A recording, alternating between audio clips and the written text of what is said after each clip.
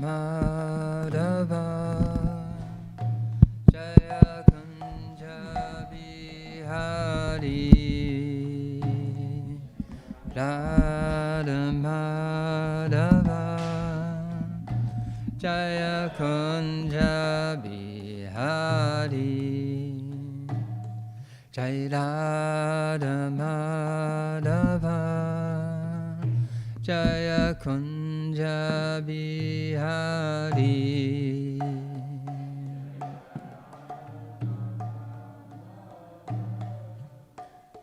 Jaya Kunja Bihari Prabhupada Vallabha Jaya Girivardhari Jaya Girivardhari Gopidanda Vallabha Jaya Girivardhari Jaya Girivardhari Gopidanda Vallabha Jaya Girivardhari Jaya Girivardhari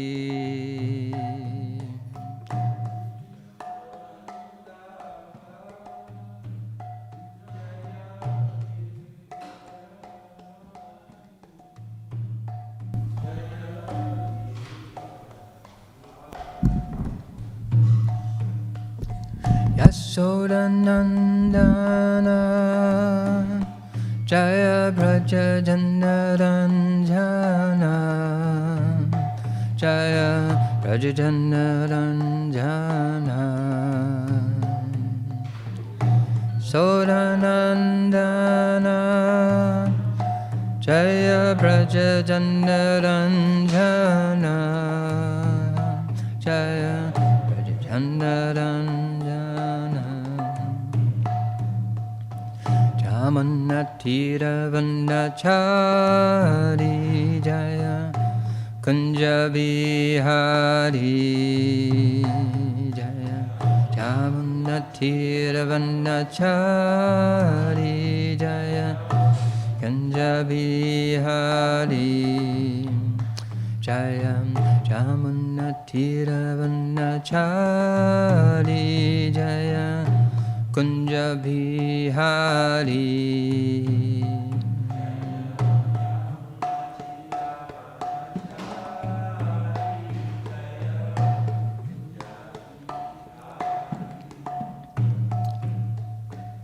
Shri Krishna Chaitanya Prabhu Nityananda Shri Advaita Gadadhara Shri Vasari Gaura Bhakta Vrinda Shri Krishna Chaitanya Prabhu Nityananda Shri Advaita Gadadhara Shri Vasari Gaura Bhakta Vrinda Hare Krishna Krishna Krishna Hare Hare Hare Rama Rama Rama Hare Hare Hare Krishna Krishna Krishna Hare Hare Hare Rama Rama Hare Hare Srila Prabhupada ki jai Gaura Premanandi Hari Bol Om Namo Bhagavate Vasudevaya Om Namo Bhagavate Vasudevaya Om Namo Bhagavate Vasudevaya.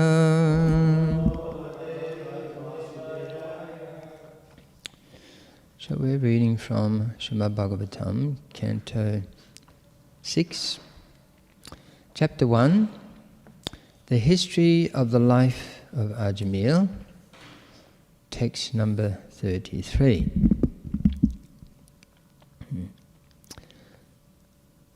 Kashyapa kuta ayata kasmad ashan nishedata kim deva upadevaya yuyam kim sira sattama Kashyapa kuta ayata kasmad ashan nishedata kim deva upadevaya yuyam kim sida sattama.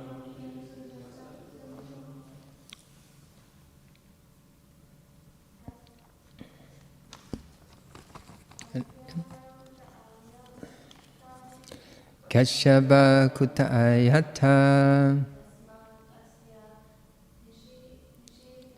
kasmad ashan nishedata kim deva upadevaya yuyam kim sida sattama. Anyone like to have a try? Kashyapa kuta ayata kasmad ashan nishedata kim deva upadevaya yuyam kim sida sattama. Anyone else? Kashyapa kuta ayata kasmad ashan nishedata kim deva upadevaya yuyam kim sida sattama. Anyone else? All good? Kasya, whose servants, va, or, kuta, from where, ayata, have you come, kasmat, what is the reason, asya, the taking away of this ajamil, nisedata, are you forbidding, kim, whether, devaha, demigods, upadeva, sub-demigods, ya, who, yuyam, all of you, kim, whether, siddha sattamaha, the best of the perfected beings, the pure devotees.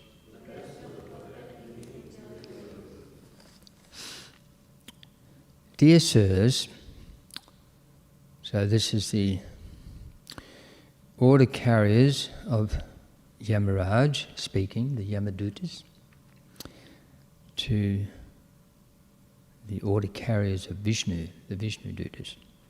Dear sirs, whose servants are you? Where have you come from? And why are you forbidding us to touch the body of Ajamil? Are you demigods from the heavenly planets? Are you sub-demigods, or are you the best of devotees? Purport by His Divine Grace A.C. Bhaktivedanta Swami Prabhupada. The most significant word in this verse is siddha sattamaha, which means the best of the perfect.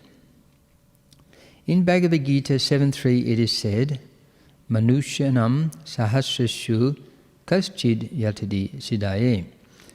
out of millions of persons, one may try to become siddha, perfect. Thank you. Or in other words, self-realized. A self-realized person knows that he is not the body but a spiritual soul, aham brahmasmi. At the present moment, practically everyone is unaware of this fact, but one who understands this has attained perfection and is therefore called siddha. When one understands that the soul is part and parcel of the Supreme Soul, and one thus engages in the devotional service of the Supreme Soul, one becomes siddha sattamaha. One is then eligible to live in the Vaikuntha planets or Krishna Loka. The word siddha sattama therefore refers to a liberated, pure devotee.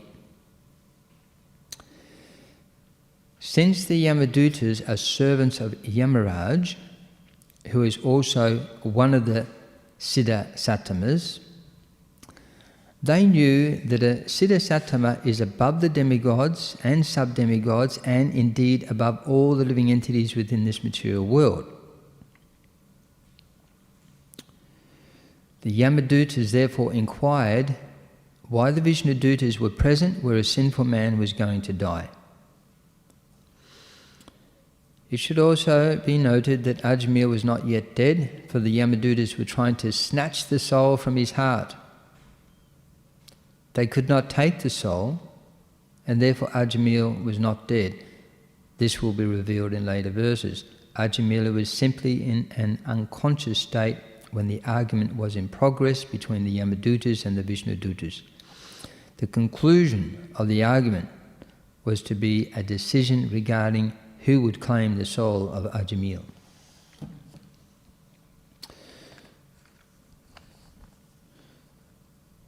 Om Gandvananjasya Jananjana Salakaya Achakshuram Vratanjina Tasmai Shri Gurave Namaha. Yes, so Srila Prabhupada begins his explanation of this verse of the Śrīmad Bhāgavatam. To understand what a siddha sattama, or the best of the perfect souls are, one has to understand how we become perfect, how we become more perfect, and how we become the most perfect.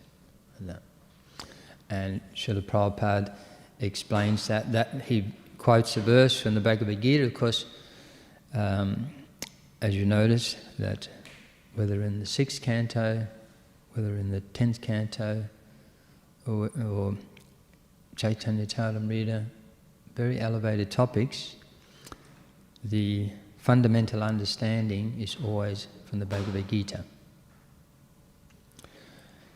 So Bhagavad-Gita is the essential literature. If one understands Bhagavad-Gita properly, then of course it is possible for one to understand all Vedic literatures, and also the revealed scriptures such as the Śrīmad Bhāgavatam, which is the postgraduate study. That is what the siddha sattamas relish.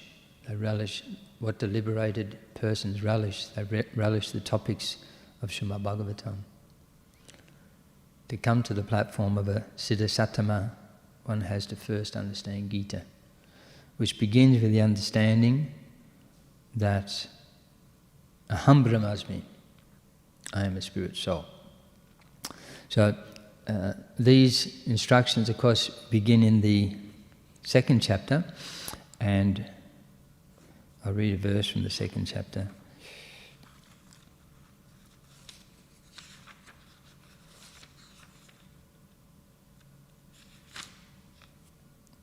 Verse 17.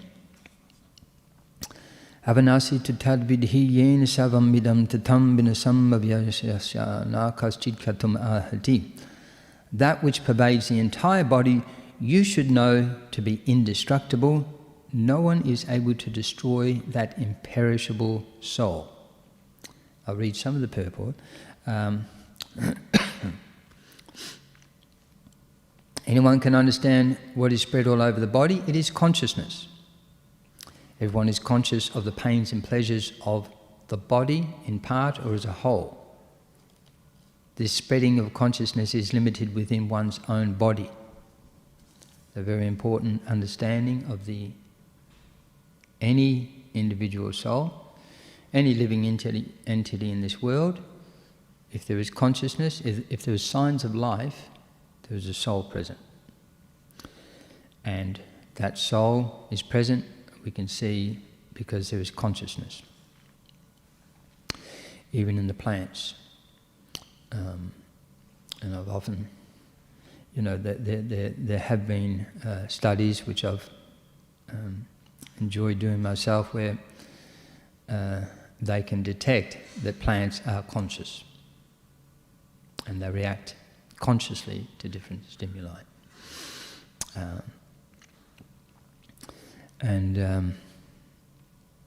So, what to speak of other living entities. So, therefore, each and every body is the embodiment of an individual soul, and the symptom of the soul's presence is perceived as individual consciousness. So each and every one of us is an individual spirit soul. So I'm a spirit soul, you're a spirit soul. There are spirit souls out in the courtyard, there are many living entities. I have no idea what they're doing, I have no idea what they're thinking, because I'm only conscious of my body, like that. And the soul is just... So, these things make perfect sense, don't they? We're individual. And of course the soul, also being described in the Bhagavad-Gita, is part of the superior energy of the Lord, his spiritual energy. So consciousness, so the different elements, earth, water, fire, air, ether, mind, intelligence, ego. Consciousness is none of those. It's a separate element. It's not formed by the combination of the body, therefore we see. If consciousness leaves the body, all the same elements are there, but something is missing, and that is consciousness and the life the soul has left. So an element left the body, otherwise all the other material elements are still there. So it's not one of those, but something left. And what is it left? Consciousness. Everyone can see that. It's not difficult to understand. And that consciousness, therefore not being part of, not one of the material elements, is the spiritual element, and that is the soul, the individual soul. So the Śrīmad Upanishad confirms this, that when the upper point of a hair is divided into 100 parts, and again each of such parts is further divided into 100 parts, each such part is the measurement of the dimension of the spirit soul. Right? So basically 1/10,000th the size of the tip of a hair. So the tip means the smallest, very tip at the end. You can't even see that, but 1/10,000th of that. Smaller than the atom, smaller than any material element that can be seen by the most powerful material instruments. So in other words, they have cameras which they fly up into space, and from space they could detect a $2 coin on the moon. That's how powerful the cameras are. So they are very powerful, but they cannot see the soul, no matter how powerful the cameras are. That's the fact. From just above the Earth's atmosphere, their cameras could see a $2 coin on the moon. That's how powerful. So they have other, machines. They can sort of, where they can't quite see the smallest material particles, but the way they interact with other small particles that they do know are present indicates that they're there. So in the same way, this is smaller than any of those, but we can understand it's present in a scientific way, the same scientific formula. Just like you can explain to a child, you can't see the wind, but you see the trees moving. If the trees are moving, the wind is there. And they, like a 3-4-year-old child can understand that. You can't see everything, but we know it's there. It's obvious because the wind is blowing like that. They can feel the wind on their face on a windy day, and they know that that same wind is blowing there. So in the same way, we have consciousness, we can feel our consciousness, and we can see the consciousness in every living entity, and that is the spirit soul. So we know it is there. It is an element, and it is very small. So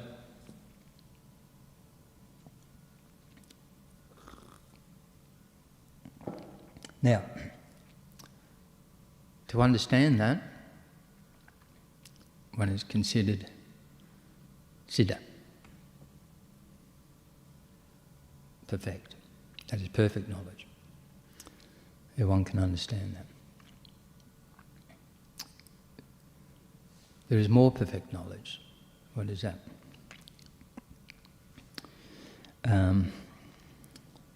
Now, here,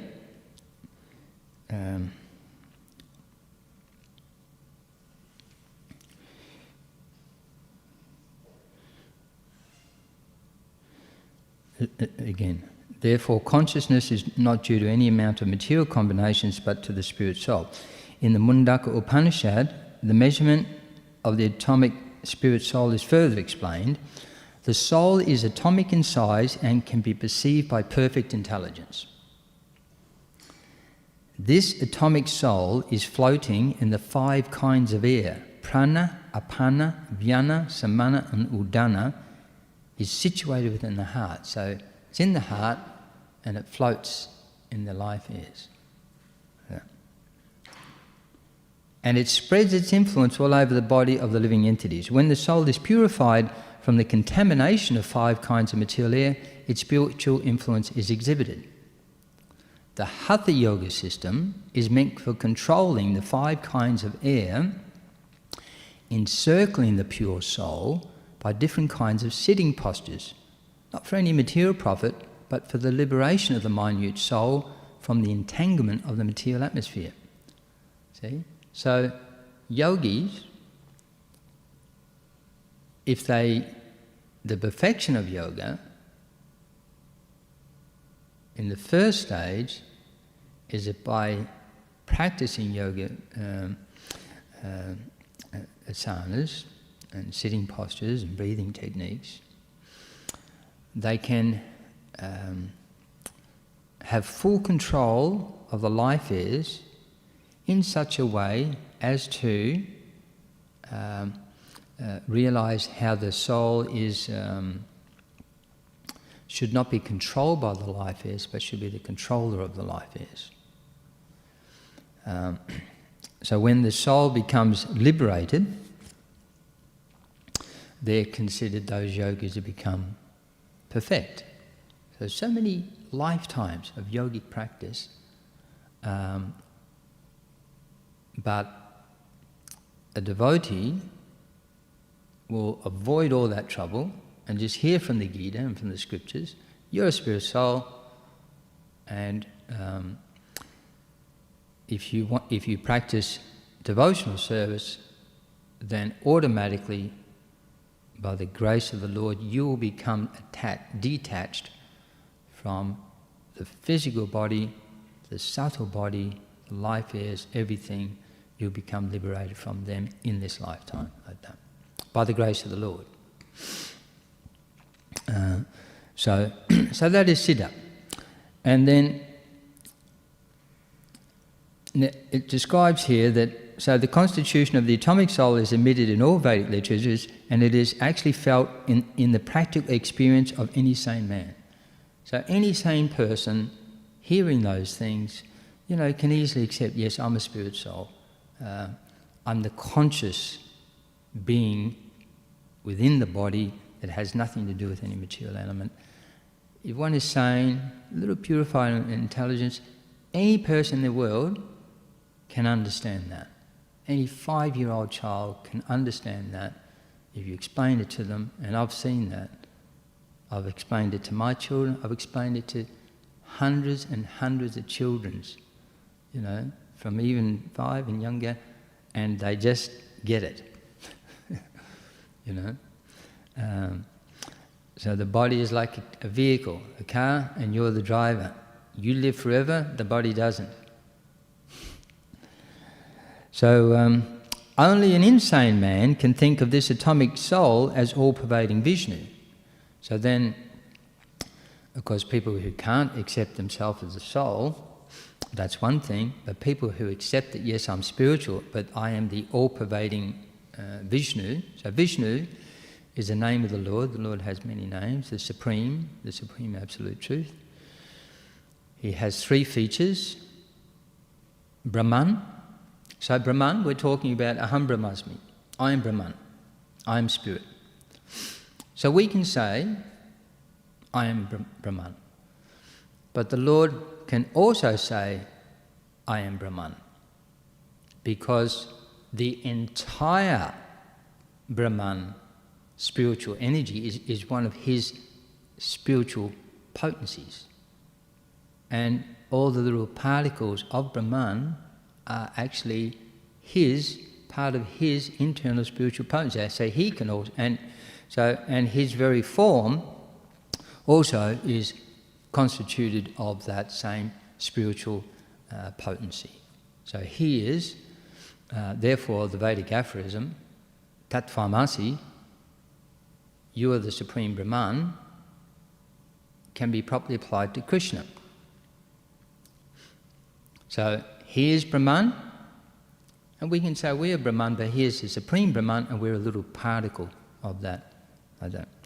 And so one feature of the Lord is that Brahman spiritual energy, effulgent energy, which also spreads throughout the whole spiritual sky. Another feature of the Lord, so that is the feature of Sat, existence. So in the previous verse to this, it describes that if something exists, it means it refers to there is something spiritual. It doesn't refer to anything else. If something exists, then we're referring to something spiritual. Because if something exists, it exists eternally. If it doesn't exist eternally, it appears and disappears, then it doesn't exist. It's an apparition. If something doesn't exist, it's matter. So those terms. So Sat, or the feature of existence, is actually an aspect of the Supreme Lord. His Sat feature is this Brahman spiritual energy which manifests everything in spiritual existence. The Lord's Brahman spiritual energy. Chit means that spiritual energy is also conscious. And as we said, the Supreme Lord is the supreme existence. He is the whole supreme existence, we're a little part of it. He's also the supreme feature of existence and knowledge. And that is a form of Vishnu, Sat Chit, represented as the Supersoul. And similarly, he is also the supreme feature of Bhagavan Satchidananda, the reservoir of all spiritual bliss. And that is Bhagavan, and that is the feature of Krishna and his different expansions like Ram and that. So he is that supreme Satchidananda Vigraha. the form, vigraha, the form, this is what we have here, Radha and Krishna. So, now, describes here that this atomic soul is definitely there in the heart along with the super soul, so they're both in the, and thus all energies of the body movement are emanating from this part of the body. So from the heart, the soul is situated there, and the super soul is there. And so the source of energy for the whole body is emanating from the heart. The corpuscles, which carry the oxygen from the lungs, gather energy from the soul. So this is the mystery, the medical science to try and understand. They try and research that. You know, it's like, is there a battery in there or something? There's this source of energy that just keeps things going, and even when things stop, mechanically, the energy allows it to kick back in. Yeah? So it's like a car, right? Previously, if you had a car, and say you're driving down the road, this is something we used to have to do in the old car. Say you're driving in a car and it conks out while you're driving, right? So the engine has literally stopped. If you're quick enough, you can get out and push the car while holding onto the steering wheel. But because the battery is still there, the source of energy, it will still mechanically kick back in, and you jump back in and drive off. You ever done that? Yeah. Because the source of now, if the source of energy wasn't there, it wouldn't happen. See, so there's a constant source of energy coming from the soul. And therefore, even if there's mechanical problems, but when the soul leaves, then you've got real problems. You cannot get that mechanism to kick back in because there's no source of energy, which, as we say, the corpuscles which carry the oxygen from the lungs, they get that energy from the soul. When the soul passes away from this position, the activity of blood generating fusion ceases. Medical science accepts the importance of the red corpuscles, but it cannot ascertain the source of energy is the soul. Medical science, however, does admit that the heart is the seat of all energies in the body. So we concur with medical science, but they have to understand the presence of that energy source, the soul, in order to solve that mystery. What's that? Yes. Yep. So, yes. Now, if we understand ourself, then we can understand the Supreme Soul.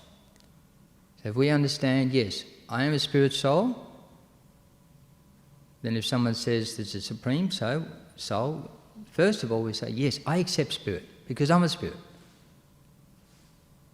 So the next step, if we cannot accept that we're a spirit soul, how do we accept the Supreme Soul?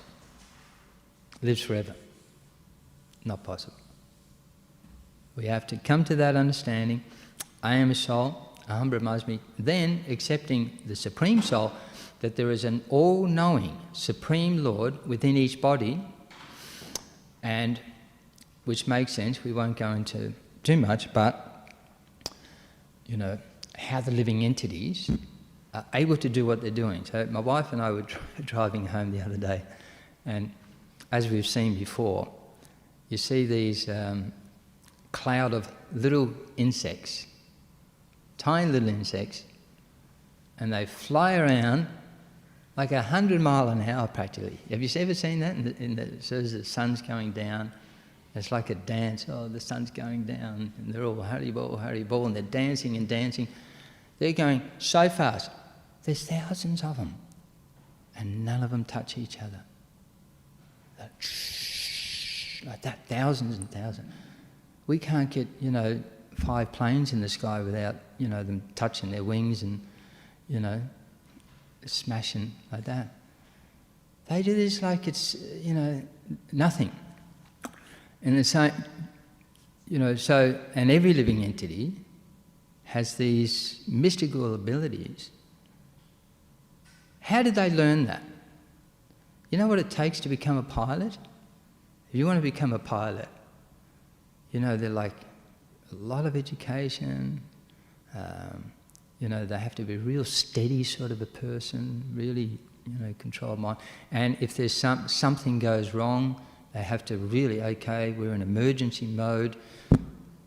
500 people could die if I don't, work out what this problem is before we hit the ground. They're special, sort of very intelligent persons. How did these little, souls in these little bodies fly greater than the greatest pilots in our world? Without, they have no universities, there's no training, they just do it. Those are super soul. They're given that understanding. They're giving an understanding to do things, to utilise the machine that they're given. So a pilot, you give them a plane and they have to learn to fly it. These spirit souls, they're given a machine that flies better than any of our planes and they already know how to fly it. So, there's the presence of the super soul. And we see that in many different ways. So then, if we understand, of course, that is more confidential knowledge. So we've got confidential, the Siddha on a higher level, who understands the real understanding of the soul. And what is my relationship with the Supreme Soul? The Supreme Soul is the whole, Sat, Chit, Ananda. I am a little part. That makes me, in plain language, the eternal servant of God. Yeah. So, now, the eternal servant of God, that's confidential knowledge. If one understands, one should engage in favourable devotional service in one's eternal intimate relationship with the Supreme. The most confidential knowledge is how to execute pure devotional service on the 100% liberated platform, fit to become an inhabitant of the spiritual world. And that's what is being described here, the Siddha Sattama. Now, these Siddhasattamas, they're not residents of this world, just like the Vishnu Dutas. They came to rescue the soul of Ajamil. But, these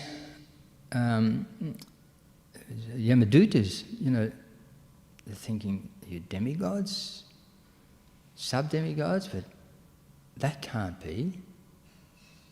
You have the power to override Yamaraj. They're beautiful, ever fresh, youthful bodies. So then they're, are you, residents of the spiritual world like this? So this is, so they're obviously not from this part of the world. Nor the Yamadutas. Yamaraj is also a Siddhasattama. And but he resides in the Patala regions, where sinful persons are punished. So Yamaraj looks after the sinful persons, particularly. Not everyone. He's in charge of the sinful persons. And therefore he resides in those Patala regions. But he's not a resident, as is it Jesus who said, we're in the world, but we're not of the world. That's how we should live. Because we're actually supposed to, our home is Vaikuntha, we should return to Vaikuntha. So the Lord sends the Siddhasattama to this world to save the souls from going to the abode of Yamaraj, to be punished in the cycle of repeated birth and death in millions and millions of different forms.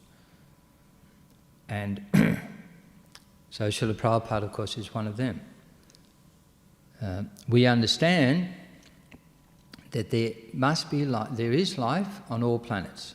Krishna says in the Gita, I spoke to the sun god millions and millions and millions of years ago.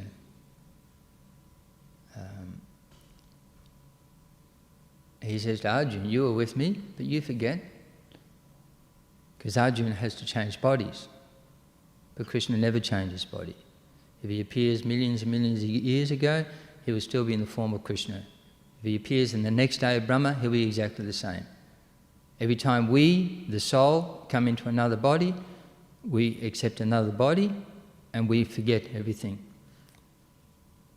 Only those in the spiritual world are called infallible because they don't change their bodies. The Vishnu Dutas, the residents of the spiritual world, don't change their bodies. So even Arjuna, he's a liberated person, but because he had to change his body, he also forgot. So, and the moon planet, you know, it's described in the Bhagavad Gita, those who perform kanda pious activities, they can go to the moon planet where they live for 10,000 years of the demigods. Now we may say, but they've been to the moon and no one saw any inhabitants of the moon. But that doesn't mean that they're not there. They're obviously in bodies that can't be perceived by the gross material senses. And so, for instance, here on earth, the vast majority of people will accept that sometimes when people die, their subtle body hangs around. And many, many people, including myself, have had all sorts of different experiences where you come across a ghostly body.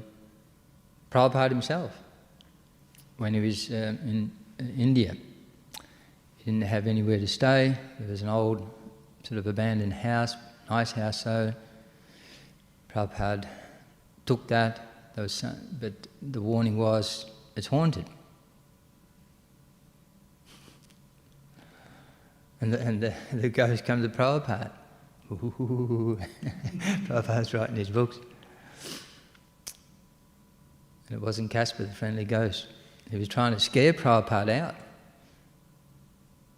And Prabhupada just preached to him. You know, why are you bothering me from doing so? Service for Krishna. Move on. So, you know, these things are there. Once in Hawaii, one of Prabhupada's disciples,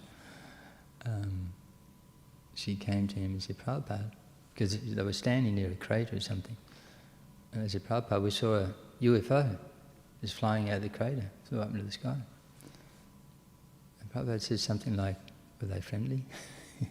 You know. So, you know, but they're not perceivable. Even on this earth, we can have a living entity or a multitude of living entities on the subtle platform surrounding us. We have no, you know, understanding that they're there. And they're very low-grade subtle bodies. You know, on the, you know, in Tamaguna, which is more a gross level of subtle body. Higher planets, a very high-grade Sattvaguna level of subtle body. How is it possible to receive it? So, but these Vishnu Dutas, they're Siddhasattama. So, Srila Prabhupada is a Siddhasattama just like the Vishnu-dutas, came to this world to save the conditioned souls from the clutches of the material energy, from having to face Yamaraj and be punished for so many sinful activities again and again and again. And although he was in this world, he was not of this world. And his business in this world was nothing to do in this world, but on behalf of the Supreme Lord. And he, therefore, he gave the process of devotional service, that if we surrender to the Supreme Lord, if we understand there is a Supreme Lord, all energies are his, the material energy and the spiritual energy, and although we're a spirit soul, which is superior to the material energy, but we are controlled by the material energy, because the material energy acts under the divine will of the Supreme Lord. And as described in these verses, 7:14, the Lord is like a magician.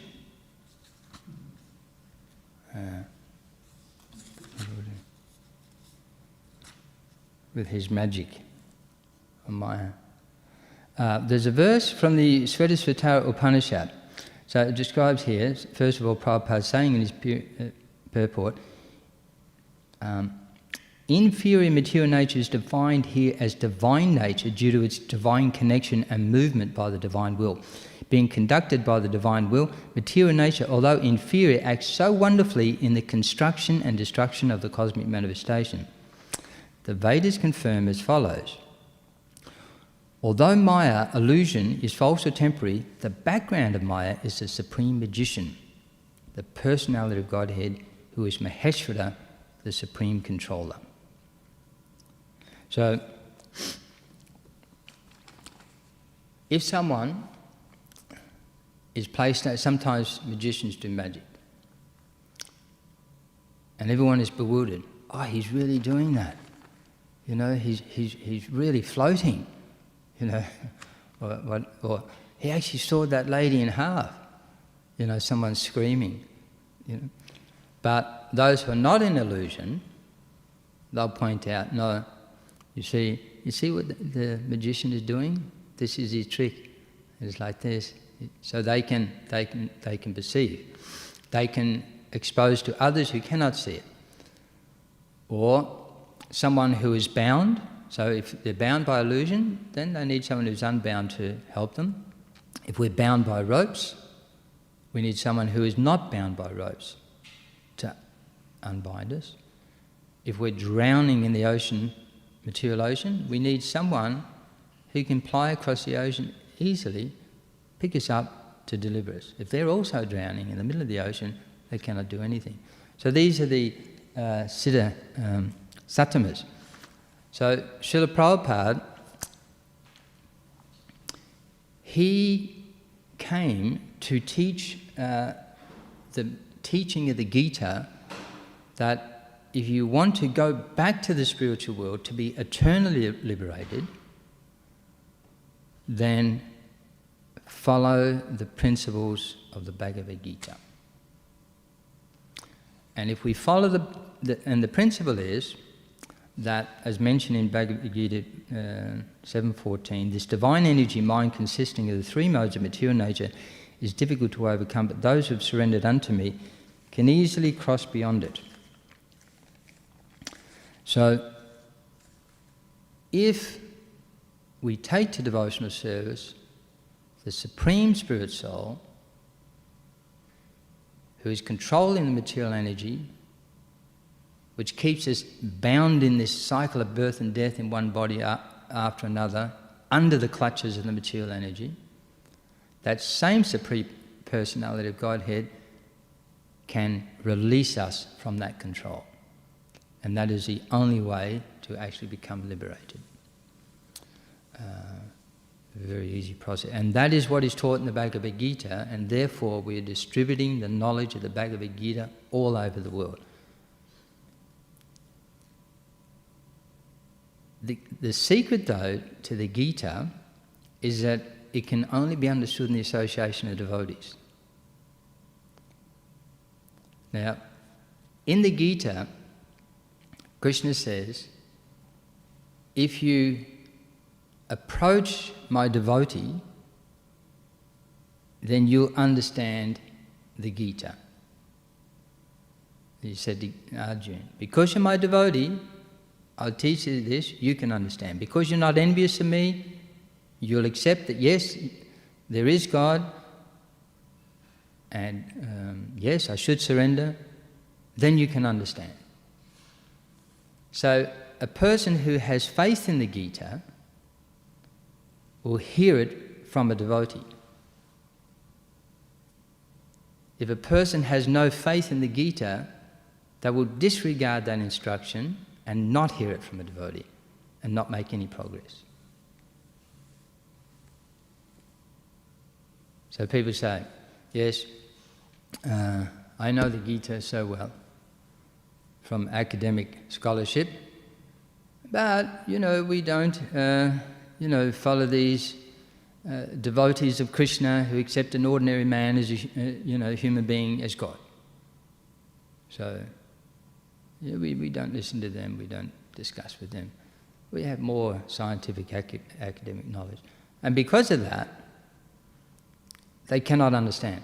So the secret of the Gita is, as Prabhupada, therefore he created this International Society for Krishna Consciousness. You can't just distribute the books.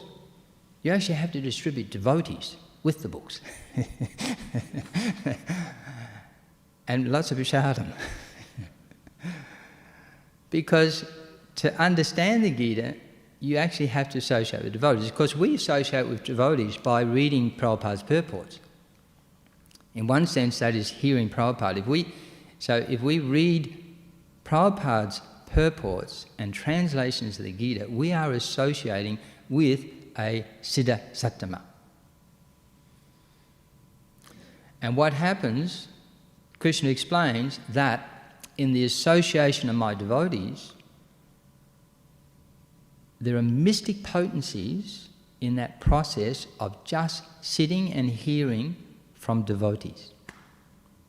And if one does that, Krishna releases those mystic potencies and delivers that person. Like that.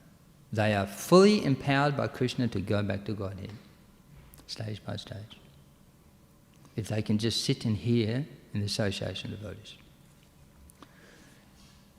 If one approaches the Gita as an academic or a scholar, what have you, they cannot make any progress in the understanding of the Bhagavad Gita because they're faithless from the very beginning.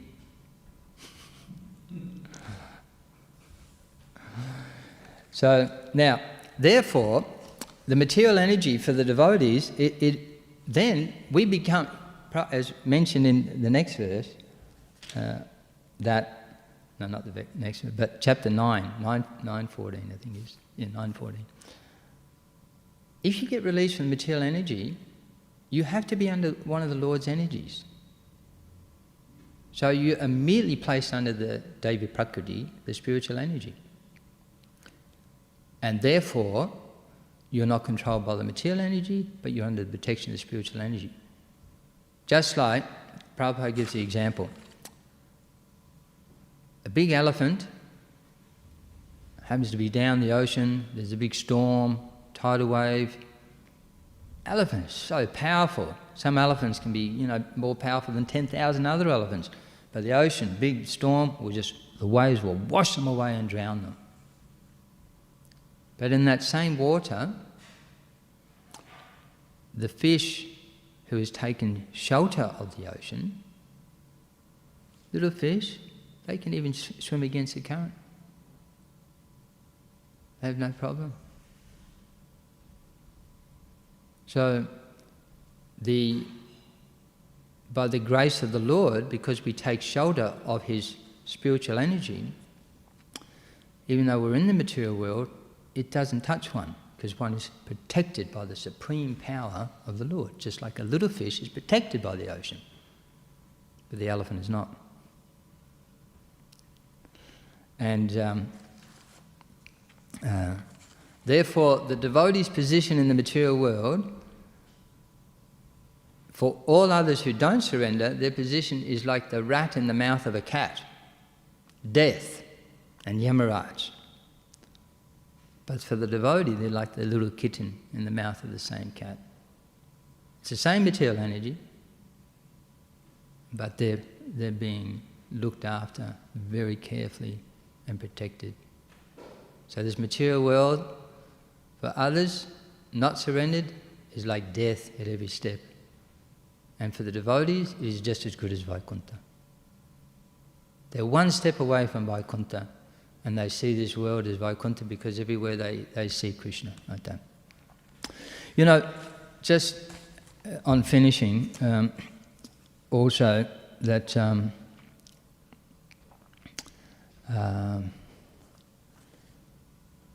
when we talk of pure devotion, we talk of it in two senses. One, how we're freed from the material energy, but in a higher sense, on a spiritual platform, some devotees will go back to Vaikuntha, where Narayana is there, and enjoy the great opulence of living in the realm of God, even having forms exactly like God. So they can also have a chakra if they like, at a club. And so they can have weapons as powerful as the Lord's. Their forms, their forms are identical with the Supreme Lord in every way.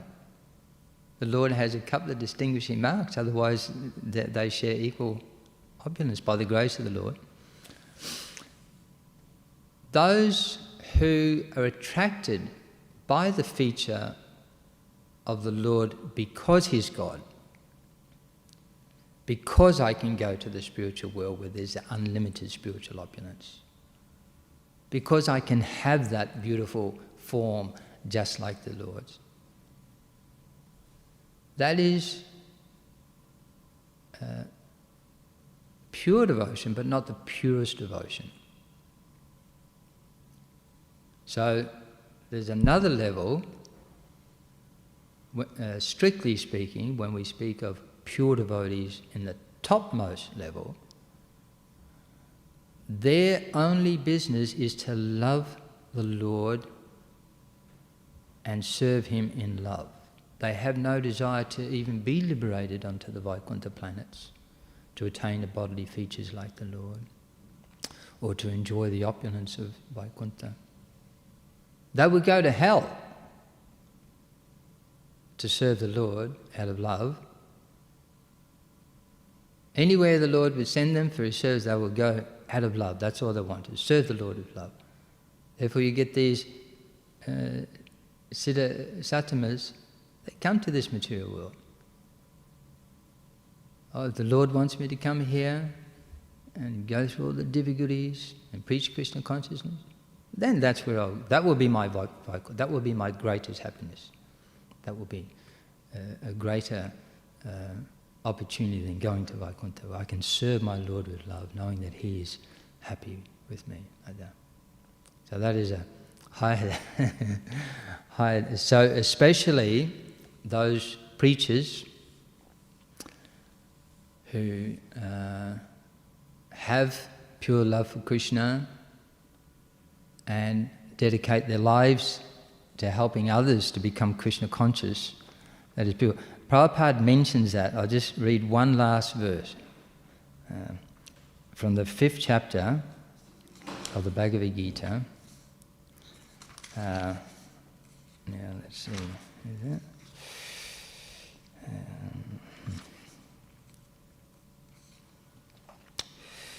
Where are we? Oh, yeah. So this is Bhagavad-Gita 5:25, one of my favourite verses. Those who are beyond the dualities that arise from doubts, whose minds are engaged within, who are always busy working for the welfare of all living beings, and who are free from all sins, achieve liberation in the Supreme. Now, Prabhupada's purport, he mentions, only person who is fully in Krishna consciousness can be said to be engaged in welfare work for all living entities. When a person is actually in knowledge that Krishna is the fountainhead of everything, then when he acts in that spirit, he acts for everyone. The suffering of humanity are due to forgetfulness of Krishna as the supreme enjoyer, the supreme proprietor, and the supreme friend. Therefore, to act to revive this consciousness within the entire human society is the highest welfare work. One cannot be engaged in such first-class work without being liberated in the Supreme. So one has to, again, pointing that it's a very elevated task. A Krishna-conscious person has no doubt about the supremacy of Krishna. He has no doubt because he is completely free from all sins, and this is the state of divine love. See? So Prabhupada meant this perfectional stage of the Siddha Sattvamas. They're doing, not you go to Vaikuntha, you go to Vaikuntha, let you all go to Vaikuntha, I will stay here and preach. That is divine love. I'll leave it there if anyone has any questions or comments.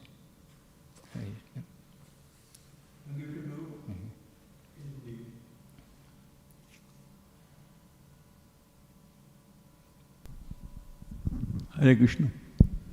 In 12th canto, 8th chapter, is written that when Markandeya Rishi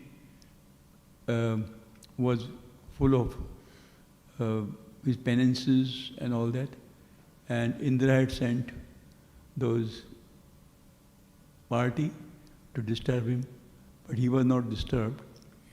But then Lord Krishna came as Nar Narayan to calculate Markandeya Rishi's penances. So my question is, as you said, Arjuna, what sort of body he has got in that Nar Narayan? Because Nar Narayan means Arjuna is Nar and Krishna and Narayan. So it's combination. So what sort of body Arjuna has got? Yeah, so... Thank you. Yeah, so Narayana Rishi, we know that they are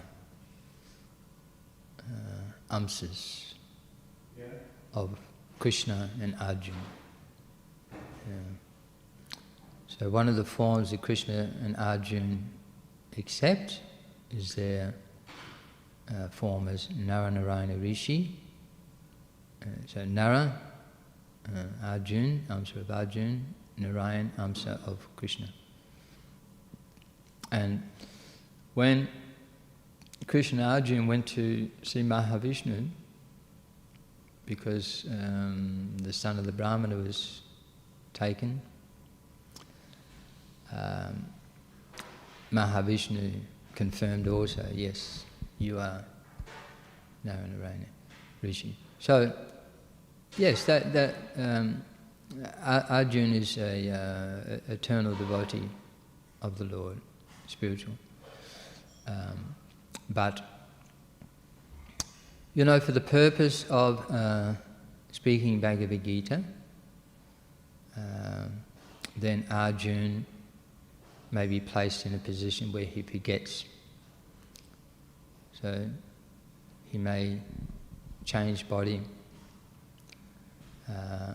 and forget, and that gives Krishna the opportunity to speak Bhagavad-Gita. But he is a Nityasiddha. Okay. Any questions? Yeah. Prabhuji, I was just wondering, why do the people want to have the same body as the Lord in Vaikuntha? Is it that they have got a bit less humility? Well, So, for instance, it's because of love of Krishna. Yeah. So in the spiritual world, everyone say loves Narayan in one of his different forms. He's so beautiful, and wherever you look, everyone reminds you of the person you love the most. So I'll give you a material example. So in this world, people have their, they don't love Narayan, they might love Michael Jackson.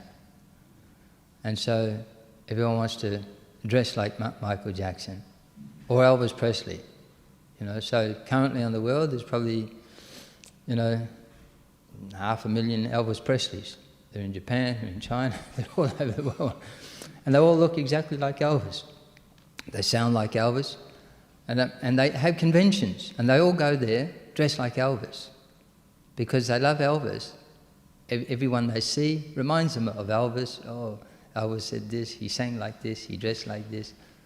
So in the spiritual world, it helps us to absorb ourselves in love of God. And the other thing is that, the Lord is very kind, that on the absolute platform there's no difference between the master and the servant. That's the Lord's mercy. So, it is there eternally, but the Lord and his devotees enjoy equally the opulence of Vaikuntha. That's the wonder. Here if we have a master, they're miserly, they're envious, they're trying to hold you down. So you never come up to their, a position where you take their position, take their facility. They're greedy. But in the spiritual world, the master is filled with love. I read somewhere, that if the servants of the king, even in the material world, they enjoy the same opulence as the king. Yes. They have food and everything, Yes, that's in the 9th chapter of the Bhagavad-Gita. Yeah, so what I was just thinking, That I'll just mention for those who don't hear that at home, that the servant enjoys on an equal platform with the king. They live in the same palace. In fact, as Prabhupada mentions also, to serve the king or the queen, one has to come to that platform. One has to know how to behave in the presence of a king. So you have to have the same qualities that fit the king. Yeah. Like that. So therefore, again, they have those qualities and features in Vaikuntha. So that's why they look like. Well, there are a multitude of different reasons. When persons die, and they have an appreciation for the beauty of the Lord, and they remember that at the time of death, and they are attracted to Vaikuntha because sometimes they think that is higher than Brajabasi, Braja in the spiritual world. They think being in the opulence of God is higher than being in the simple village setting, of Braja. They don't understand. Therefore, if they die like that, then they attain a form like the Lord's. So that which they are eternally attracted to, literally, they can be in the association of that Supreme Lord, and their very form is like the Supreme Lord's. As I explained, in this world we have our movie stars, we have our rock singers. People want to be like them. People will do plastic surgery. They will spend millions and millions of dollars. They would go to great lengths to imitate the person they adore, right down to the last detail. Because that is the object of their affection or attachment. So it's natural. Okay. Yeah. Okay. We'll leave it. Yes. Hare Krishna, Prabhu. Prabhu, so you mentioned that the love for God and the serving attitude is higher, and then we hear that to understand and to love Krishna, first of all we need to know how great He is, and then we get into that loving exchange. So in devotional practice, when does that transformation occurs? We see God as great, and then we see Him as our beloved. Like, when does that transformation occurs, or how do we know? Yeah, so the transformation from, trying to understand the knowledge of the Supreme Personality of Godhead, to understand what is God, who is God, what are His energies, how do they work, like that. That knowledge increases our faith, and our faith allows us to advance more in devotional service. So faith, knowledge and faith is very important. As we progress in devotional service, we naturally we become detached from the material world and attached to the Supreme Personality of Godhead. According to the devotees we associate with in this world, if we associate with those who are attracted to the Vaikuntha mood and abode of the Lord, we may become attached and follow their mood of devotional service, aspiring for Vaikuntha. And therefore that attachment to the knowing the glories of the Lord and attaining the opulent abode of the Lord will take us to Vaikuntha. But if our attachment develops by associating with devotees who have attachment to Krishna in Goloka Vrindavan, then our devotional mood and activities are slightly different. That yes, that we also are guided to hear and chant, especially in the association of such devotees. So on the platform of Vidimagga or going to Vaikuntha, very strict adherence to the regulative principles, especially deity worship, is prominent. Archanam and study of the Shastras. On the platform of Ragamarg, developing our attachment to Krishna, following in the footsteps of the Brajabasis, more prominent services are hearing, chanting and remembering, especially in relationship that hearing and chanting which helps us to always meditate upon Krishna in particular.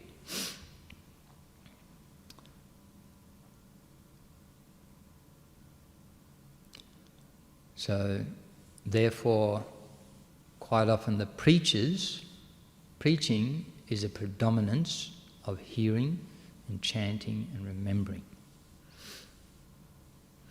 And in preaching, one is completely liberated from any attachment to the material energy, but certain Vedic principles may not be very significant. But on the platform of attaining Vaikuntha, the rules and regulations of the Shastras may be adhered to even at the expense of preaching, or even at the expense of hearing and chanting and remembering. And as Prabhupada mentions in his purports, it may appear that those who adhere more strongly to those principles are more advanced, but that's not the case.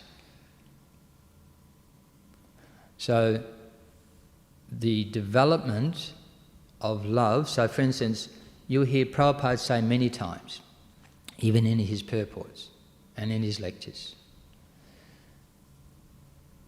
yes, we should, try to understand Krishna. It's very important to understand Krishna, that is mentioned in the Gita, to develop our faith. If our faith is strong, we don't have any doubts, we must try and develop not just more knowledge, love.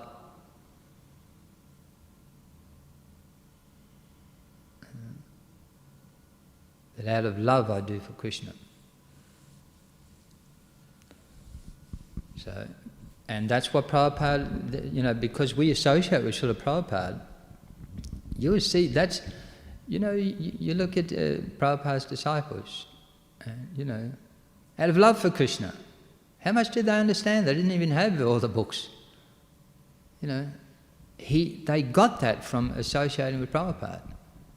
Out of love.